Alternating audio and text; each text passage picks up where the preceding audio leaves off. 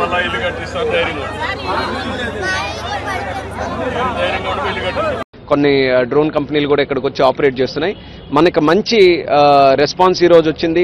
ప్రజలకు కూడా నేరుగా వాళ్ళ ఇంటి దగ్గరికే ఏదైనా ఆహారం కానీ లేకపోతే వాటర్ కానీ మెడిసిన్స్ కానీ ఇవన్నీ కూడా వాళ్ళకి నేరుగా అందించే ప్రయత్నం మనం చేయగలుగుతున్నాం. కాబట్టి అది కూడా ఇన్నోవేటివ్గా ఈరోజు చేస్తున్నాం. అయితే ముందుగా మనం ఈరోజు ఇమీడియట్ రిలీఫ్, వాళ్ళకి తినడానికి ఆహారం కానీ లేకపోతే వాళ్ళకి కావాల్సిన మంచినీళ్ళు కానీ ఇమీడియట్గా హెల్త్ ఫెసిలిటీస్ కానీ ఇవన్నీ కూడా ఇమీడియట్గా అడ్రస్ చేసి ప్రాణాలు కాపాడాలి. అలాగే మనం స్లోగా కరెంటును రిస్టోర్ చేసుకోవాలి.